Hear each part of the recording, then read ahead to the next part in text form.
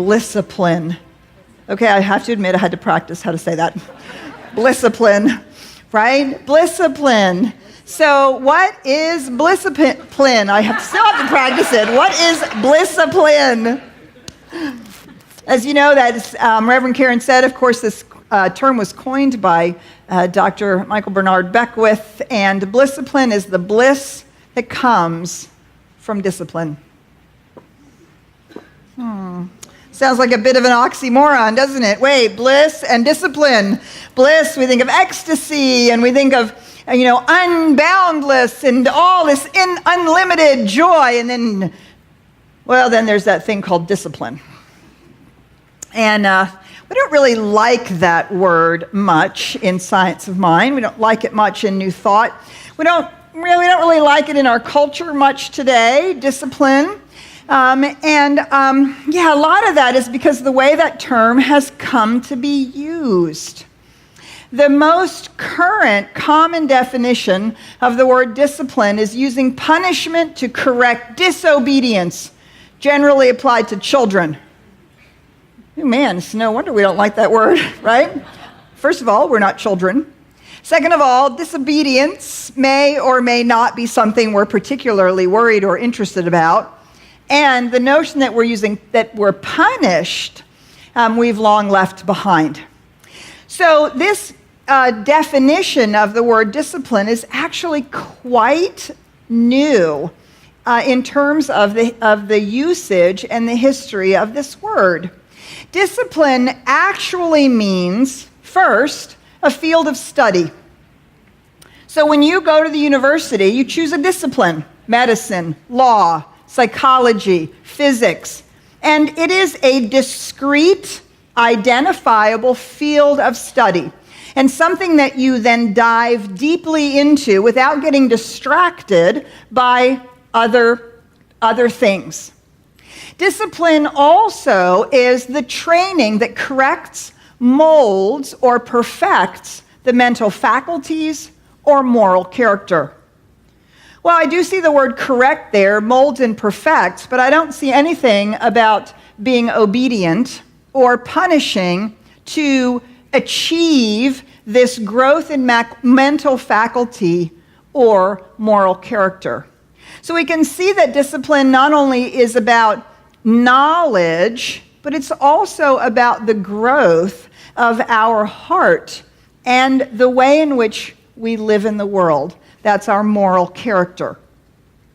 Discipline originates from the Latin word meaning instruction and derives from a root which means to learn. So ultimately, discipline is that ability to receive instruction or to give instruction in such a way that learning occurs. That doesn't seem to me to have anything to do with punishment or obedience. Now, the same root is the root of the word disciple. Also not a word that we commonly use in New Thought or the Science of Mind. And yet, disciple has the same root as the word discipline. A disciple is a person who learns from another, especially one who then teaches others. Or it also means an active follower or adherent of someone or some philosophy. So a disciple is someone who has not only learned to develop an idea, but then also goes out and teaches it and is committed and dedicated to that particular field of study or to that particular philosophy. So we might have the opportunity here to think about discipline and disciple a little bit differently. And we can ask ourselves, well, what does that mean for us? What does that mean here in New Thought, in the Science of Mind? Because, these are not words that we tend to use a lot in our faith tradition. What is the thing that we are adhering to, and what is it that we want to become disciplined about? Well, ultimately, it is our spiritual practices. Our spiritual practices. Now, first we have to ask ourselves, what is a spiritual practice?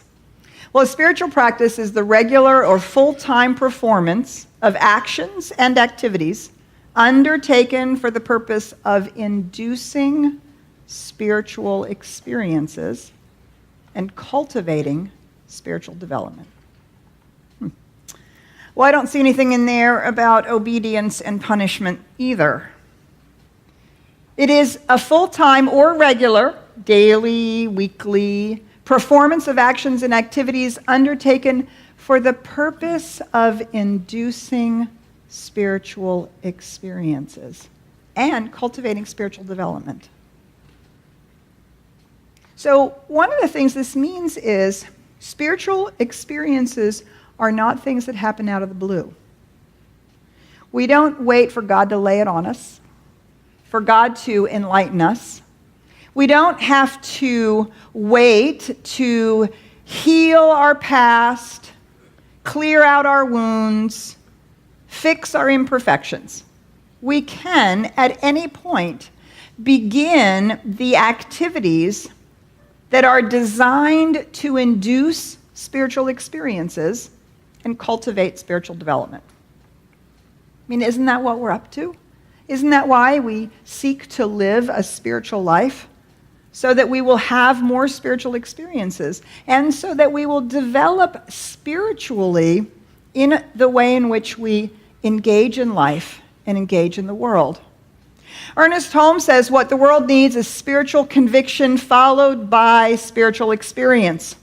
I would rather see a student of this science prove its principle than have him or her repeat all the words of wisdom that has ever been uttered.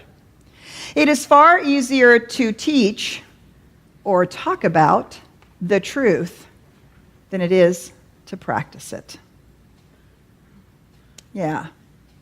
And we can spend a lot of time reading about it, listening about it, talking about it, having conversations about it, and going on flights of esoteric fancy about it, and never actually practice and apply the spiritual principles to our own lives.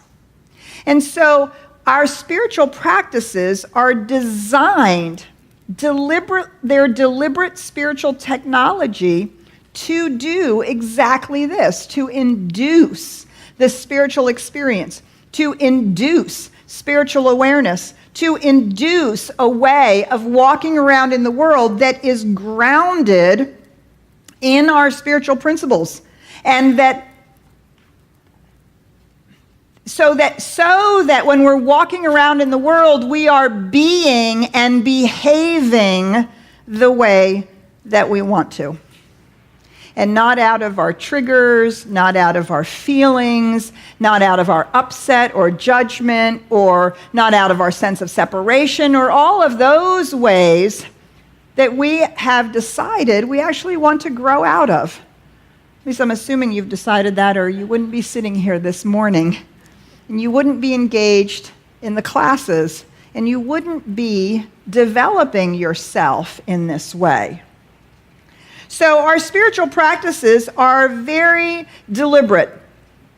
And let's ask this question. So are you a disciple of the science of mind? Some of you happily say yes. Some of you are like, I've never really thought about that before. I don't want to be a disciple of anything because we know what that leads to. I don't know. But when we think of ourselves as a disciple of the science of mind, what does that actually mean? That means we are an active follower of its philosophy, science of mind. We are an active follower of the science of mind philosophy who regularly undertakes activities inducing spiritual experience and spiritual awareness and growth. If we are doing that, we are a disciple of the science of mind. And if we are not doing that, we're actually not following or practicing the principles. We're not applying them in our own lives. So it's a worthwhile question to ask ourselves. Am I a disciple of these principles and practices? Am I regularly taking these activities on? So this discipline of practice, Ernest Holmes, he reminds us that we should do this. We should consciously practice having faith, just as we would practice to become a musician. We should do mental exercises to build up our acceptance of good. Now, he doesn't say we should take up spiritual practices because it will please God. And he doesn't say you should take up a spiritual practice because that will make you a good person. He doesn't say you should take up a spiritual practice because I told you so, or your minister told you so, or somebody said, if you really want to be enlightened, you have to do these things. Of course, that's often how we hear it, isn't it? And we instinctively and immediately say, no, I don't want to be curtailed in that way. I don't want to be limited in that way. You can't make me do anything I don't want to do.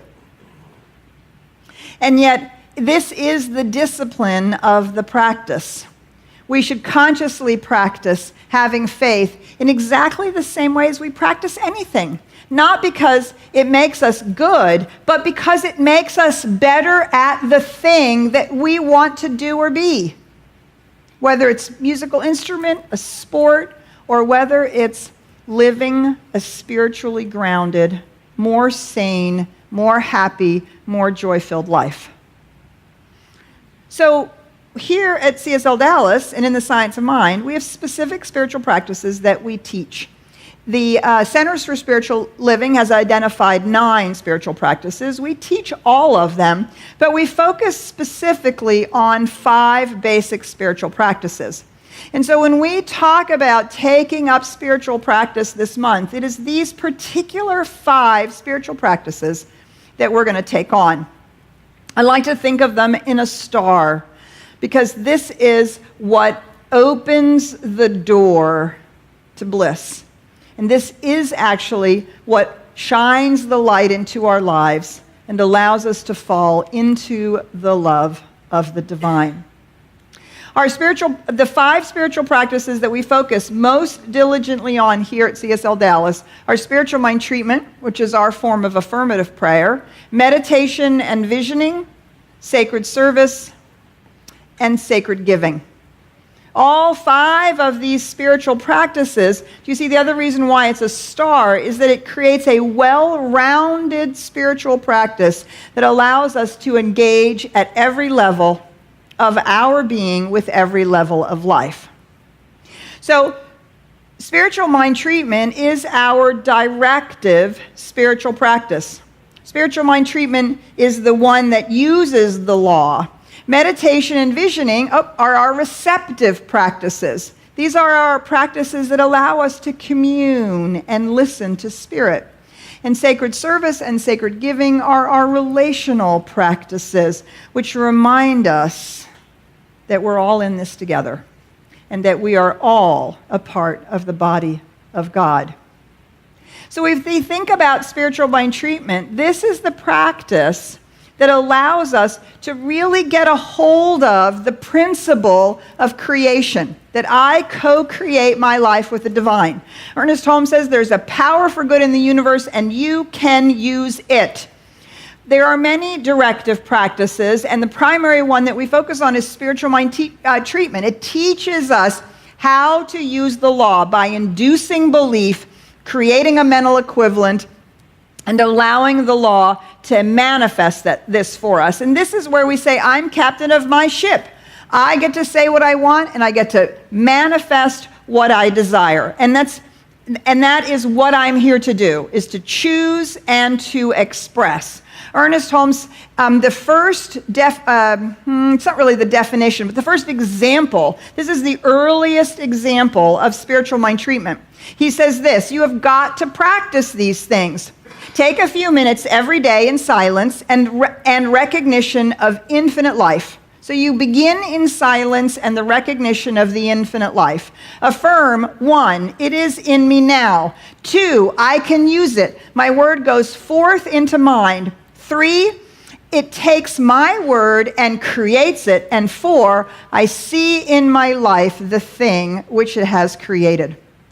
So that has, over time, been reworked into the 5 steps of treatment that we teach in all of our classes to get a hold of this directive practice that allows us to really, truly understand that there is a power for good in the universe, and we can, in fact, use it. Not only can we use it, but we are enjoined to use it to create not only good in our own lives, but good in the lives of others.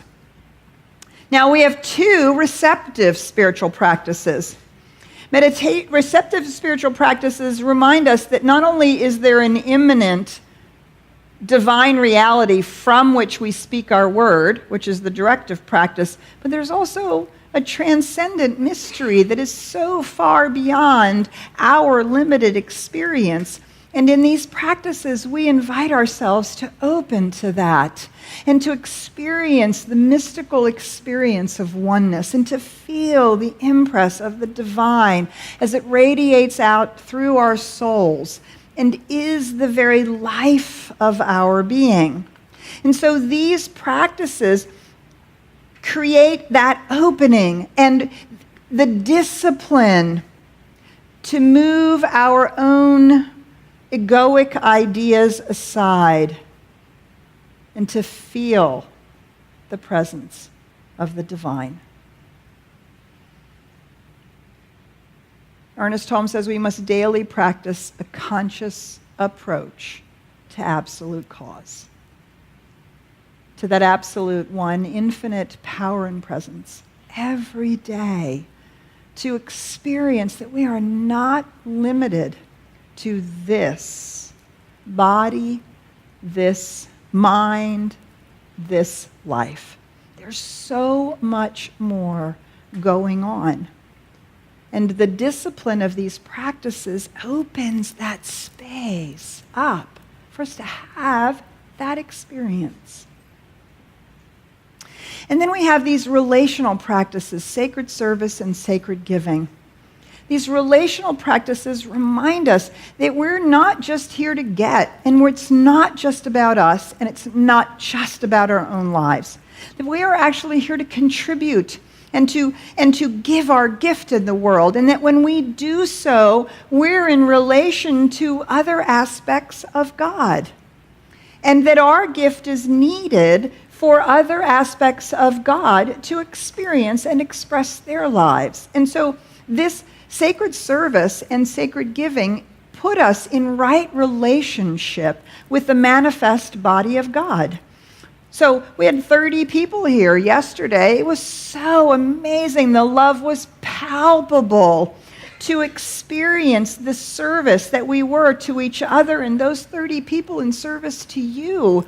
And feeling our relationship, not only with each other, but to CSLDallas and to every member and friend, and the joy that comes in that. And the joy that comes when we know that there's more than enough to share and to spare, not only of our time, but of our talent, of our money, of our resources, right? Sacred giving moves us into that relational space. So Ernest Holmes says, let us learn to practice faith until all fear disappears, until all life ceases to be a funeral dirge and becomes a song of joy. The song of joy that we were singing yesterday was palpable in this building. As we give of our time and our money, do you see, we're having faith. We're having faith that our actions matter. We're having faith that there's more than enough, that we can give, we can tithe, we can stand in that place of the good that we've already received and sing a song of joy of that good because we are sharing and spreading that around. Do you see? So our 5 spiritual practices create that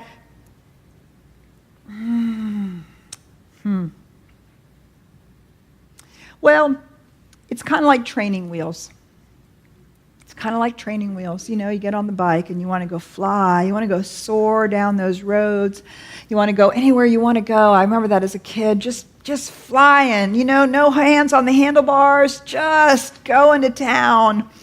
Well, when I first started to ride my bike, I had training wheels. And then my dad would hold onto the back of the bike. And our practices are like that. They're like training wheels so that we can feel what it feels like, so we can have the discipline and the structure to help us move forward. Now, of course, any analogy is going to break down if you push it too far, because we do actually want to take our training wheels off. And this is where the practice, the ongoing practice comes in, because we never stop doing these practices.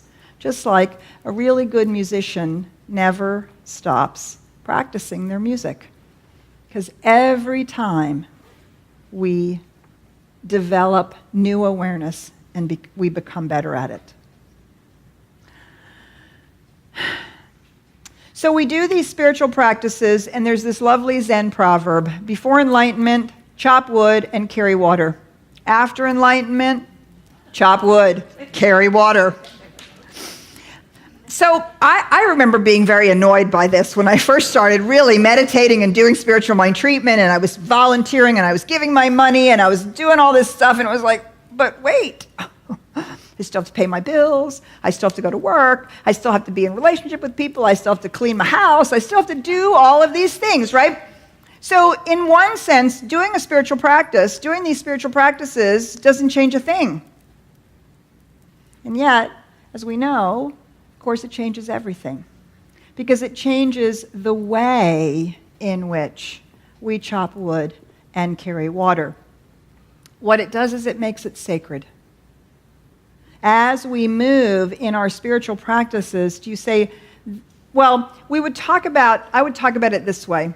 The things that we've been talking about are formal spiritual practices, right? They have designated times and ways and places that we do it. But then there's life.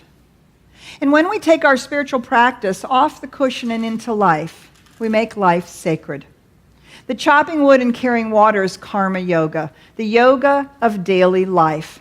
The way to do it is do what you do, but dedicate the fruits of the work to me in capital letters. That's the most esoteric way of saying it. Do you see, we move from our spiritual practice being discrete and defined to having our spiritual practice be the way in which we move in the world, the way in which we walk around. Thich Nhat Hanh says spiritual practice is not just sitting in meditation. Practice is looking, thinking, touching, drinking, eating, and talking. Every act, every breath, and every step can be practice and can help us to become more ourselves. And so our formal practice, we begin to start practicing it like those training wheels to get the discipline of our minds, to discipline our emotions so that when we're triggered, it doesn't run us. We can just look at it and go, oh, but I know that that's not true, or it's certainly not how I choose to behave. That our formal practices give us that discipline so that when we move in the world, do you see, that becomes the place from which we operate. And doesn't that change everything? Opening the door to bliss. So Karen's really right. I have fallen in love with this book. I was preparing for the talk, and I've been reading it, and this paragraph, and then I wanted to read you this paragraph, and then I wanted to read you this paragraph, and then, oh no, I have to read them that, and then I have to read, well, you're just going to have to read the book, okay? Because I can't stand up here and read the first 3 sections to you, although I want to very much. It's so beautifully written. It's so powerfully inspiring of how to live in the ordinary moments between the times of our formal practice. You see, then our formal practice and our informal practice, or our daily life, they become married. And they begin to weave together into a way of being. And that way of being, right, is the bliss of knowing that Spirit and I are one. That no matter what we're doing, no matter where we are, no matter who we're engaged with, no matter what's going on, God is present. And we have the spiritual muscle to act and behave that way. Even if we don't always feel it every single moment. Do you see that's part of the discipline? And it allows us over and over and over again to come back and stand where we decided we wanted to stand, and to come from where we decided we wanted to come from, because we've learned what a difference a spiritual point of view makes. A challenge for us as disciples of the science of mind comes from Ernest Holmes. One of the great difficulties in the new order of thought is that we are likely to indulge in too much theory and too little practice. Actually, we only know as much as we can prove by demonstration. By having more bliss in our life, by handling the annoyances of life more effortlessly, by allowing things to roll off our back, by being able to forgive more easily, by seeing the presence of the divine, by sharing our gift more fully. Do you see? All of those ways we prove that our practice is moving us into a new place. The promise of the discipline is bliss. Ernest Holmes says this: as our faith grows through definite and constant practice, it will do more than simply satisfy our needs. It will bring forth that which is divine within ourselves. It will bring forth hidden talents which have been lying dormant. It will cause us never again to feel insecure, lonely, or separated. For such faith from practice, it will make us whole. So when we take up our spiritual practices, do you see we are taking up the discipline of our own wholeness and of the wholeness of the infinite life. And we are saying and being that joyfully, lovingly, and in that place of blissful connection. Let us pray.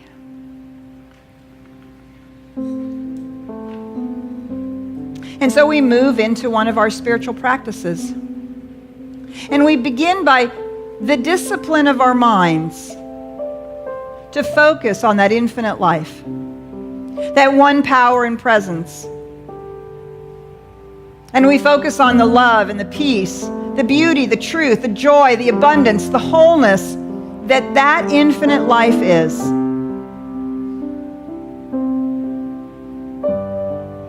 And as we discipline our consciousness, not only to speak these words, but to see it in our mind's eye, to feel it, we feel instantly that we're a part of it. We feel ourselves as one with that infinite power and presence. And in that practice, we release any thought of separation. We let go of any false idea that we're not good enough or worthy or we don't know enough or we're not spiritual enough. All of that is nonsense. Because we are disciplining ourselves to see pure truth and only truth. The truth that there is one life, and that life is my life and your life. It is the life of all people everywhere. It's the life of all beings on the planet.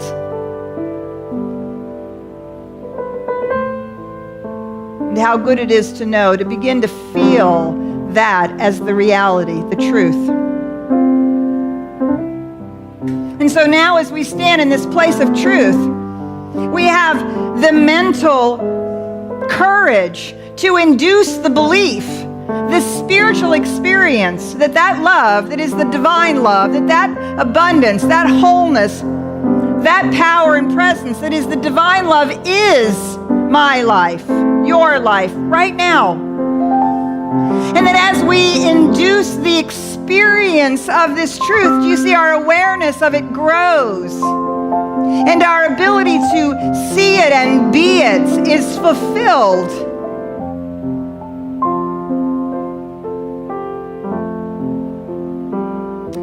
And we practice knowing that this is the reality. And we practice disciplining in our minds and saying no to any circumstance or situation that appears different than this.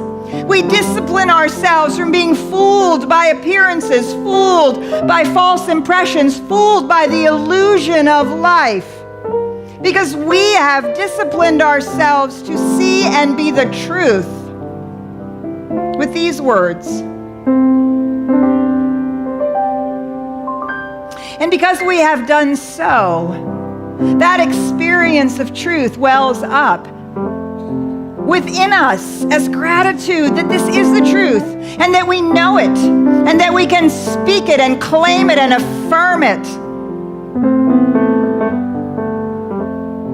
And from that gratitude comes the discipline of release. We practice it, letting go and trusting the law. We practice trusting that infinite power and presence that does in fact know how to manifest love in our lives, peace on the planet, wholeness in every aspect and area of our country and our world. We don't need to know how to do that. We practice trusting this power and presence. And we practice having faith that it's already done. And in that place, there's such a deep and abiding moment of awareness.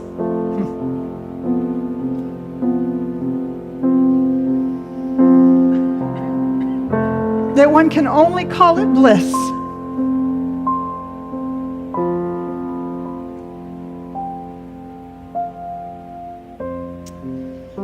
And we take a breath,